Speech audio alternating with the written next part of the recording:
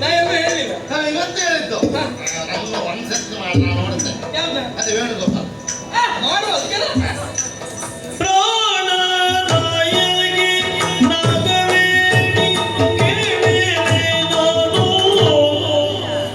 ವೇಣುಗೋಪಾಲ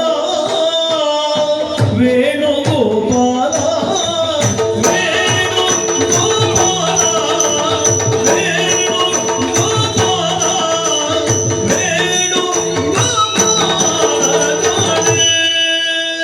ಎಂತ ಅದ್ಭುತ ಆಗ್ತಾ ಉಂಟು ಮಾರಾಯ, ಬಹಳ ಸಂತೋಷ ಆಗ್ತಾ ಉಂಟು.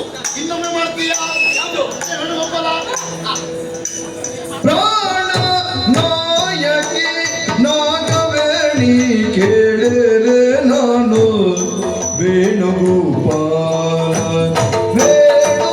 ವೇಣುಗೋಪಾಲ ವೇಣುಗೋಪಾಲ ವೇಣುಗೋಪಾಲನು ಕಾಣಿಯೇ ಅದ್ಭುತ ಅದ್ಭುತ ಅದ್ಭುತ.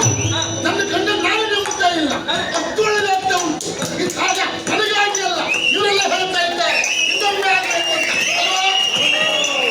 ಪ್ರಾಣ ನಾಯಕಿ ನಾಗವೇಣಿ ಕೇಳಿರೆ ನಾನು ವೇಣುಗೋಪಾಲ ವೇಣುಗೋಪಾಲ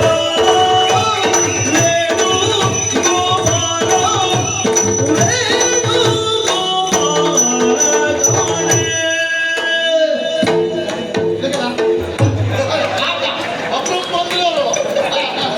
ಎಂತ ಎಂತ ನಮ್ಗೆ ಚಟುವನ ನೀವು ಹೇಳ್ತಿದ್ರೆ ನಾವು ಹೇಳ್ತಿರೋದು ಒಂದು ವೇಳೆ ಕತ್ತಿ ಮರ ನಿಮ್ದು ಅಲ್ಲ ಮಾರಾಯ, ಧರ್ಮ ಕೇಳಿದ್ರೆ ನೀವು ಒಬ್ಬರೆಲ್ಲ ಇಬ್ಬಿಬ್ಬರಿದ್ರಿ ಮಾರ್ರೆ, ಎಂತ ಮಾರ್ರೆ ನಿಮ್ದು? ಮುಖ ನೋಡಿ ಮಾತಾಡ ಇಬ್ಬಿಬ್ಬರಿದ್ರೆ ಹೇಳಿ ಮಾರ್ರೆ, ಎಂತ ಕೊಡುದಿಲ್ಲ ನೀವು ಇವರೆಲ್ಲ. ನಾನು ವೇಣುಗೋಪಾಲ ವೇಣುಗೋಪಾಲ ವೇಣುಗೋಪಾಲ ವೇಣುಗೋಪಾಲ ಕಾಣಿಯೇ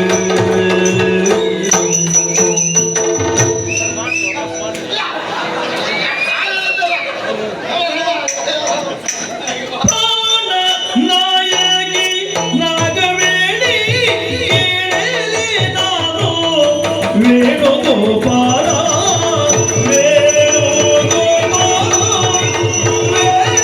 ವೇಣುಗೋಪಾಲ ಕಾಣೆ ವೇಣುಗೋಪಾಲ ಕಾಣೆ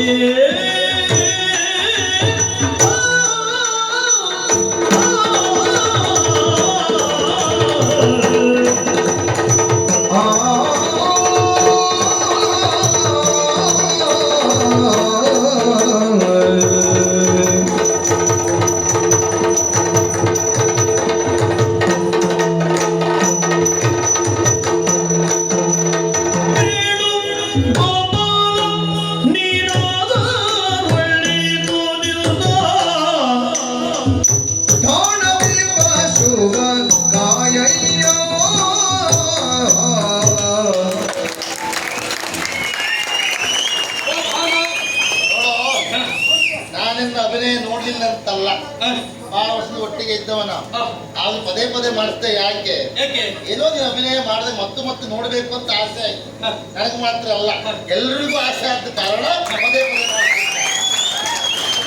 ನಮ್ಮಿಂದ ಅವರೆಲ್ಲ ಸಂತೋಷ ಪಡ್ತಾರೆ ಅಂತ ಆದ್ರೆ ನಾವು ಯಾಕೆ ಮಾಡಬಾರ್ದು ಹೇಳು? ಹಾ ಎಲ್ಲವರಿಗೂ ಸಂತೋಷವನ್ನ ಕೊಡುವುದಕ್ಕಾಗಿ ಇರುವವರು ನಾವಲ್ವೇ? ಅವರು ಸಂತೋಷ ಪಡ್ತಾರೆ ಅಂತಾದ್ರೆ ಇವತ್ತು ಅಂತ ಹೇಳಿದ್ರೆ ದಿನನಿತ್ಯವೂ ನಾವು ಸಂತೋಷವನ್ನು ಉಣಬಡಿಸುವಲು ಸಿದ್ಧರಾಗಿರ್ತೇವೆ. ಅವರು ಸಂತೋಷ ಪಡ್ತಾರೆ ಅಂತ ಆದ್ರೆ ಅದೇ ನಮಗೆ ಶ್ರೀರಕ್ಷೆ ಆಗಿರ್ತದೆ ಎಂಬುದು ಸತ್ಯ. ಆದ್ರೆ ಒಂದು ವೇಣುಗೋಪಾಲವನ್ನು ವಿಧ ವಿಧದಲ್ಲಿ ಮಾಡಿಸುವುದಕ್ಕೆ ಪ್ರಯತ್ನಿಸಿದೆಯಲ್ಲ, ಹೌದೌದು. ನಿನ್ನ ಪ್ರೀತಿಗೆ ನಾನು ಸೋತವ ಇದ್ದೇನೆ. ಹೌದಾ? ಅವಕಾಶ ಒಂದು ಸಿಗಲಿ.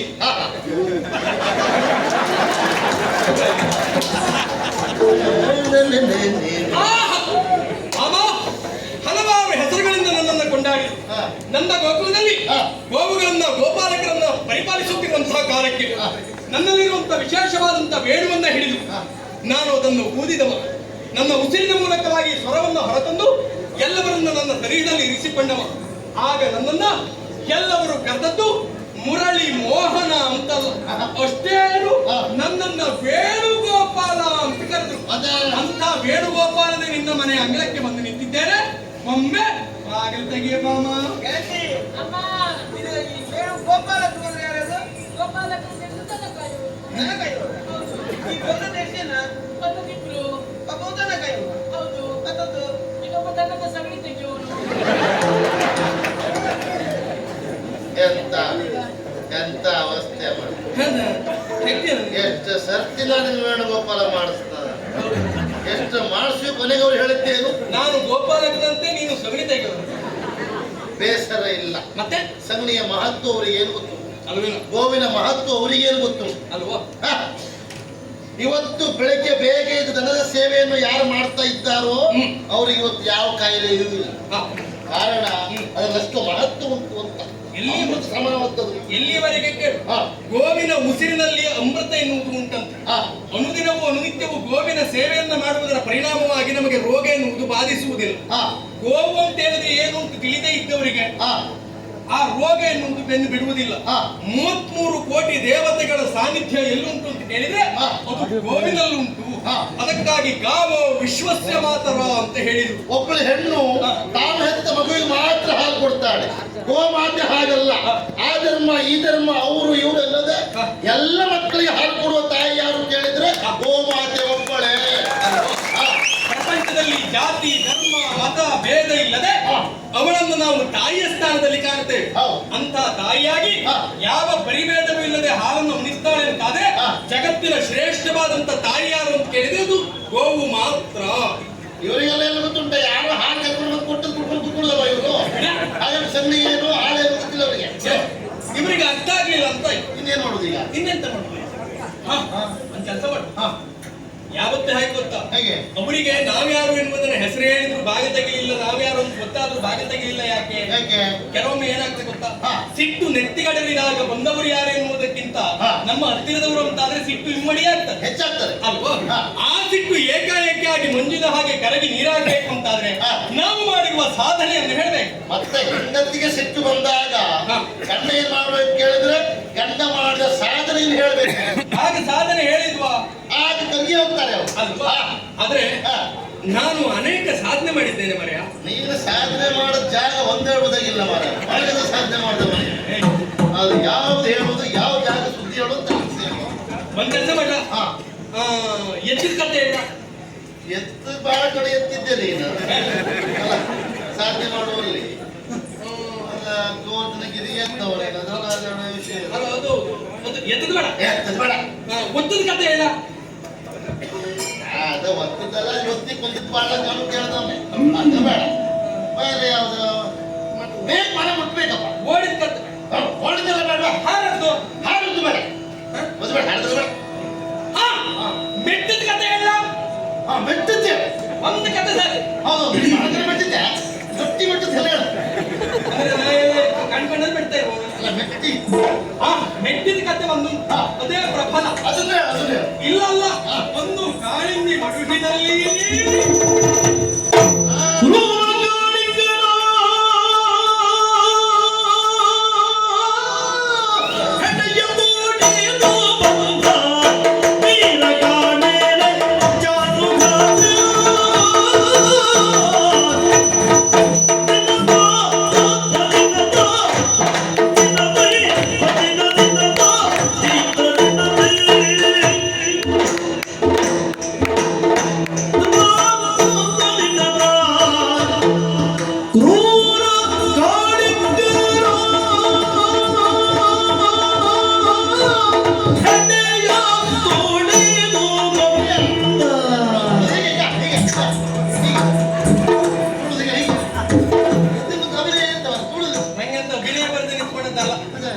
ಕ್ರೂರ ಕಾಳಿಂಗನ ಹೆಡೆಯ ತುಳಿದು ಬಂದೆ.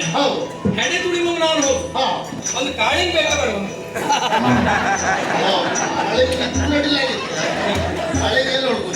ನಾನಂತ ಧರ್ಮ ಕರ್ಕೊಂಡು ಬಂದಿದ್ದೇನೆ. ಸಮಪಾಲ ಇವೆ ಎಂದು ನಿನ್ನ ಕರ್ಕೊಂಡು ಬಂದದ್ದು ಅದಕ್ಕಾಗಿ ನೀವೊಂದು ಕಾಳಿಂಗನ ಮಾಡ, ನಾ ಬಿಡುತ್ತೆ.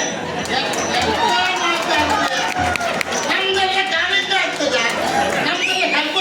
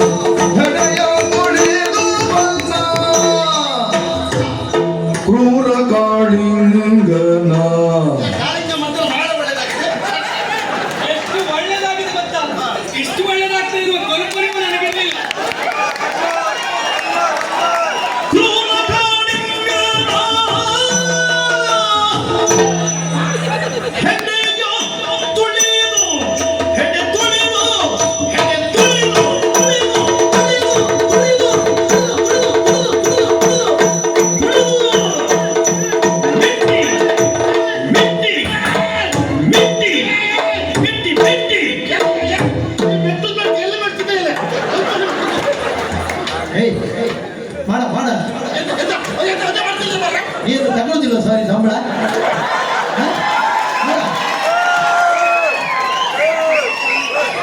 ಅದು ಭಕ್ತಿ ಹೇಗಂತಲ್ಲ ಅವ್ರಿಗೆ ನಂದು ಒಬ್ಬಂದೇ ಹೆಚ್ಚಾಗುದು.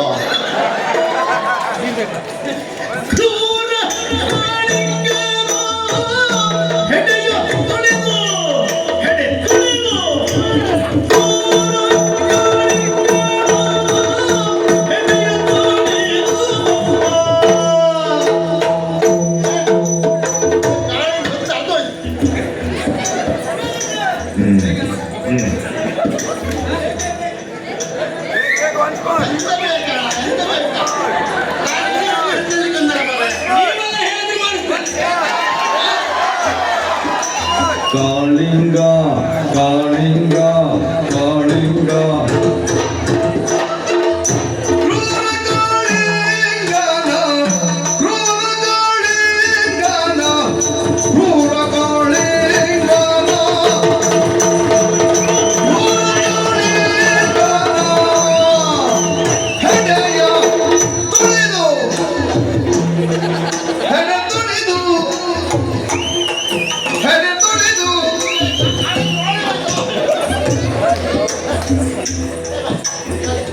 ಪರದೇಶ ಅವರೆಲ್ಲ ಎತ್ಕೊಂಡ್ ಮಾಡ್ಬಿಡ್ತಾರೆ ಈಗ.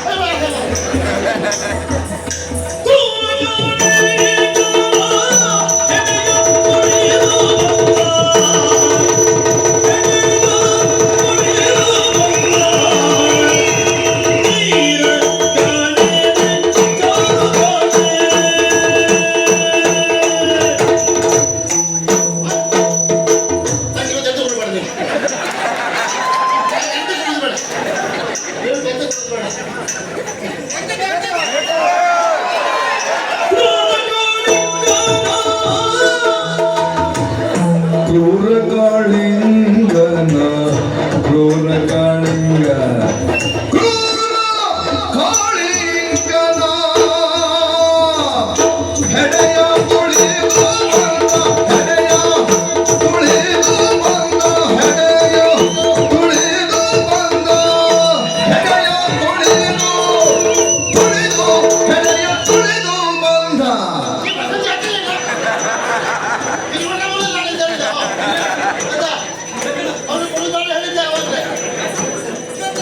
ಇದೇ ಮಾತ ಇದೇ ಮಾತ ಅದಕ್ಕೆ ತುಳಿದು ಬಂದ ತೀರ ಕಾಣೆ ಚಾರುಗಾತೆ